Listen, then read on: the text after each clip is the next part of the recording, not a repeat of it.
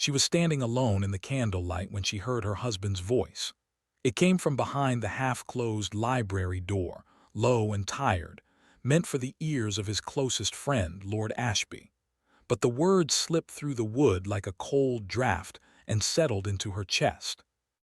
"I did what was required, nothing more." Lady Evelina Thornwood pressed her hand against the wall.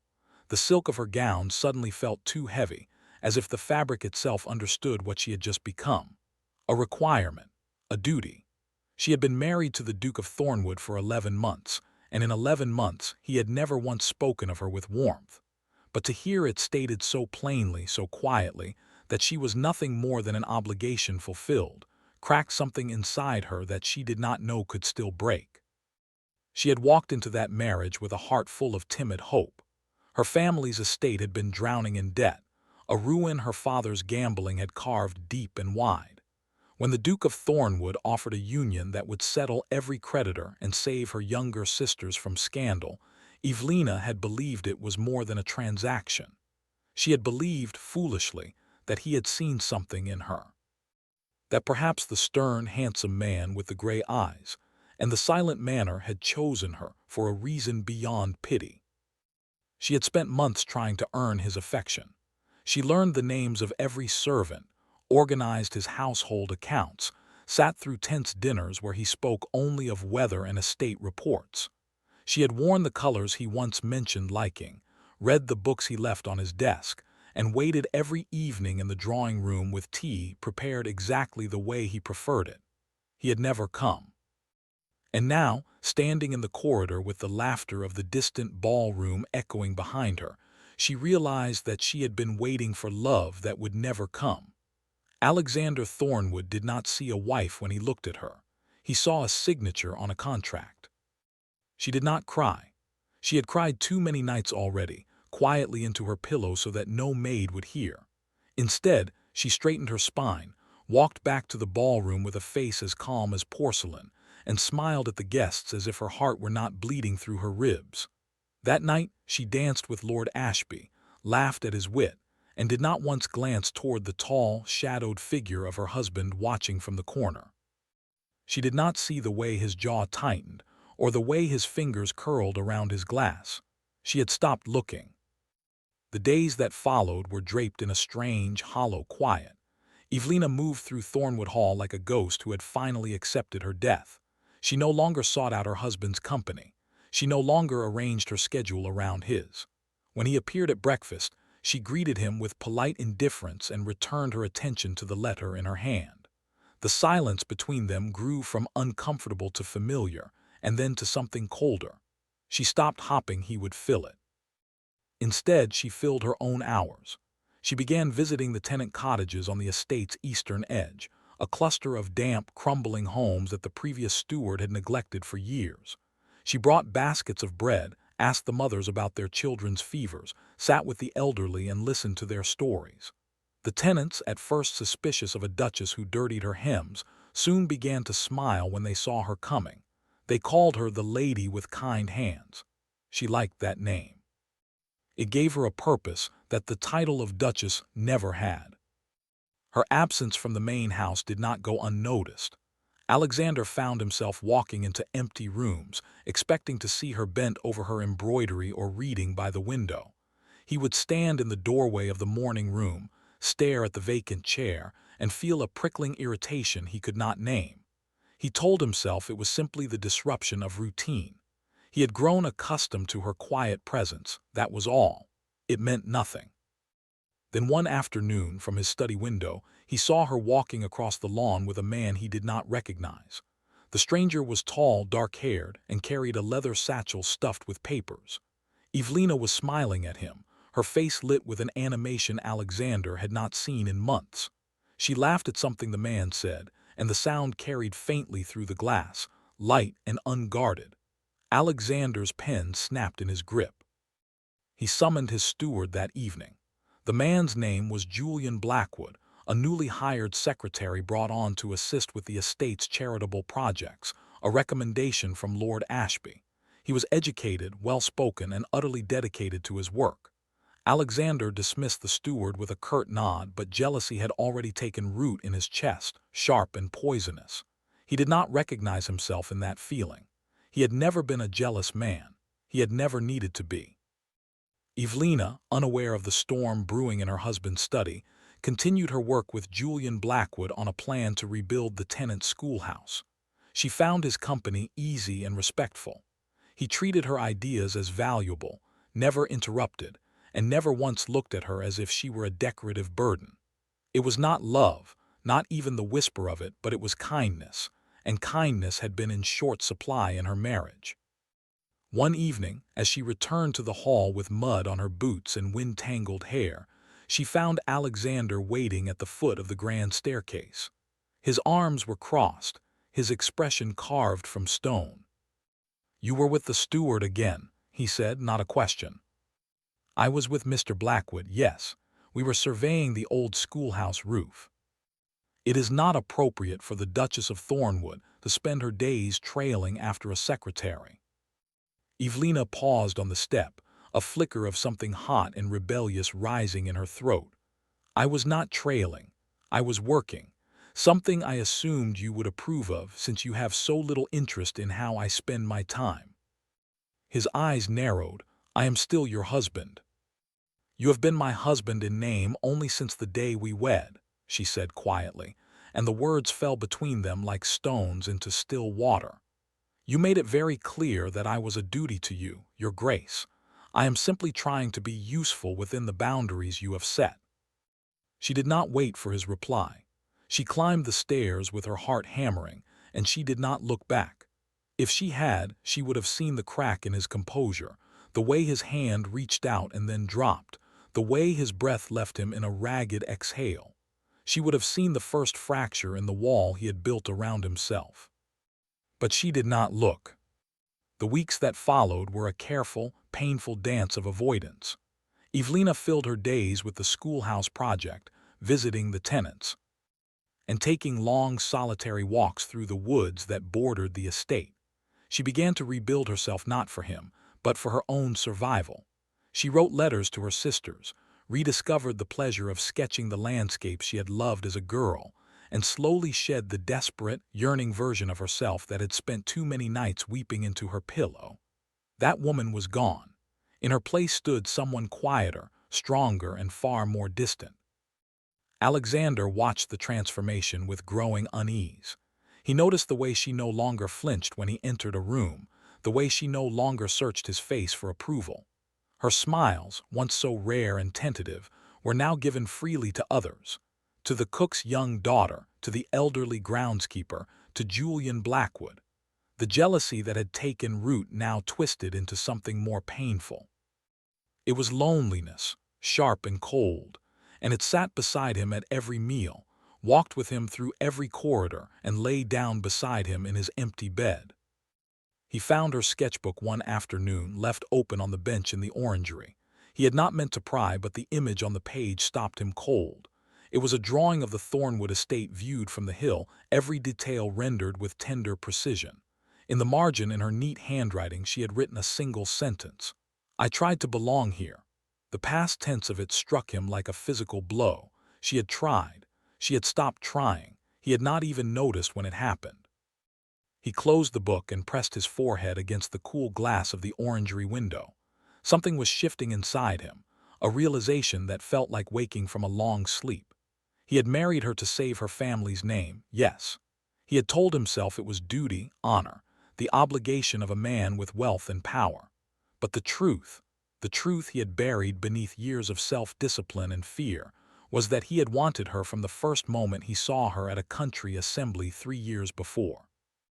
She had been laughing, her hair slipping from its pins, and he had felt something crack open in his chest. He had been too proud, too afraid of vulnerability, to ever let her see it. And now she was slipping away. The first of the two revelations came on a rain-soaked afternoon in late autumn. Evelina was in the attic storage room, searching for old estate ledgers that Julian Blackwood needed for the schoolhouse budget. She found a locked wooden chest tucked behind a stack of dusty curtains. The lock was old and gave way with a little pressure from a letter opener. Inside, she found bundles of correspondence, decades old, and at the very bottom, a single leather-bound journal that did not belong to the Thornwood family. It was her father's. She recognized the handwriting immediately, the erratic slashes of a man often in his cups. The entries detailed the ruin of their family fortune, the shame of unpaid debts, and a particular passage that made her hands tremble. Her father wrote of a mysterious benefactor who had paid off the most dangerous creditors weeks before the Duke of Thornwood's marriage proposal arrived. The benefactor had used an intermediary, but her father had suspected. And then, in a later entry confirmation, Thornwood settled it all before I ever signed the marriage contract. He saved us from disgrace and asked for nothing in return. I do not understand such a man. I offered my daughter's hand out of gratitude and desperation. He accepted, but I could not tell if it was pity or duty that moved him. I fear I have sold my child to a cold man. Evelina sat on the dusty floor, the journal open in her lap, and wept, not for herself, but for the truth she had never been given. He had not bought her like a piece of property. He had rescued her family in secret without condition, and then accepted a marriage that her father had thrust upon him. He had been bound by honor, but not in the way she had believed. He had been bound by a decency he never spoke aloud. She did not know what to do with that knowledge. It did not erase the coldness, the distance, the words she had overheard, but it recast them in a softer light, and that light was almost harder to bear. That night she did not avoid him. She found him in the library, sitting before the fire with a book he was not reading. She stood in the doorway, the journal clutched to her chest, and for a long moment neither of them spoke. "I found my father's journal," she said finally, "in the attic." Alexander's face lost its color.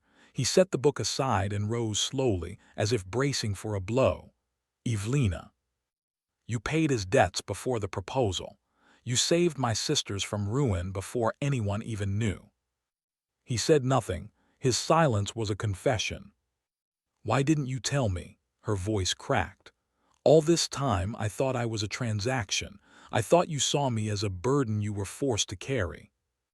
He took a step toward her and then stopped, his hands clenched at his sides. "Because I did not want your gratitude. I did not want you to feel indebted. I thought if I kept my distance, you would be free to live your own life within the safety of this house. I never intended for you to feel trapped." Evelina closed her eyes. "You made me feel invisible." "I know," the words were barely a whisper, "and I am so sorry." The second revelation came 2 days later, delivered by Lord Ashby in a moment of careless honesty. Evelina had asked him, over tea in the drawing-room, about the circumstances of her marriage. She wanted to understand why Alexander had been so determined to protect her family anonymously. Ashby, assuming she already knew the whole truth, let slip a detail that shattered the last piece of her understanding. "Of course, Thornwood never wanted you to know that it was his own cousin who orchestrated your father's downfall. That vile man, Lord Percival, wanted your family's lands and was willing to destroy your name to get them. Alexander uncovered the scheme, paid off the debts Percival had engineered, and made sure the scandal never touched your sisters. He cut ties with his own blood to protect you. He's never forgiven himself for the pain the arrangement caused you." Evelina's teacup clattered against the saucer. Lord Percival, a man she had met only once, a distant cousin of Alexander's who had been banished from society shortly after her wedding. She had never known why. Now she understood. Her husband had not merely married her out of duty. He had waged a silent war against his own family to keep her safe, and he had never once asked for her thanks or her love. She found him in the stables, saddling his horse with movements so tense that the groom had retreated to a safe distance. Rain dripped from the eaves, and the air smelled of hay and damp wool. She walked straight up to him, her hair already curling in the wet air, and placed her hand on his arm. "You should have told me about Percival," she said. He went still. For a long moment he did not turn around. When he did, his gray eyes were full of a pain she had never seen before, raw and unshielded. "How did you learn of that?" "Lord Ashby assumed I knew." Alexander let out a breath that was almost a laugh, but there was no humor in it. I did not want you to carry that burden. He is my blood. His shame is mine. I thought if you knew the depths of what my family did to yours, you would hate me by association. I thought it was better that you believed me simply cold rather than complicit. You let me believe the worst of you, she whispered. You let me feel unloved to protect me from a truth I could have shared. I have done everything wrong. His voice broke on the last word, and the sound of it undid her. I thought I was giving you freedom, but I was only building walls. I have loved you since the moment I saw you, and I have been too much of a coward to say it. Evelina felt the tears spill over her cheeks, warm against the cold rain on her skin. I loved you too, she said, so much that I shattered, and then I stopped because I thought you would never love me back. I do. He reached for her, his hands cupping her face with a gentleness that belied his strength. I love you. I have loved you too late, but I love you. She did not pull away. She let his thumbs brush the tears from her cheekbones, let the silence wrap around them like a blanket. It is not too late, she said, but you have to let me in. No more secrets. No more protecting me from truths I need to hear. No more, he promised. I will spend the rest of my life proving it to you. The healing did not happen in a single moment. It happened in the days that followed, in the small gestures that spoke louder than any grand declaration. Alexander began joining her on her visits to the tenants, carrying baskets and learning names. He sat through dinners that were no longer silent, asking her about her sketches and her plans for the schoolhouse. He made no demands, only offered his presence, and slowly, cautiously, she began to trust it. Julian Blackwood, noticing the shift, respectfully withdrew from the personal orbit of the Duchess, though he continued his excellent work on the estate. Alexander, to his credit, offered the man a genuine word of thanks for the kindness he had shown Evelina during a difficult season. The jealousy that had once burned so hot cooled into a quiet humility. One evening, as autumn turned the woods to gold and crimson, Evelina stood with Alexander on the hill she had once sketched. The same view, the same sprawling estate below, but everything had changed. He took her hand and she did not flinch. I used to stand here and wonder if I would ever feel at home, she said. And now? She turned to look at him, at the man who had once seemed so cold and now stood with his heart in his eyes. Now I know that home is not a place, it's a person who finally sees you. He pressed his lips to her temple, a kiss so soft it felt like a vow. I see you, Evelina, every part of you, and I will never look away again. She leaned into him, and the wind carried away the last remnants of the loneliness that had once defined her. Below them, the estate settled into evening, lamps flickering to life in the windows. And in that quiet, golden hour, two hearts that had wandered so long in the cold finally found their way into the same warm light.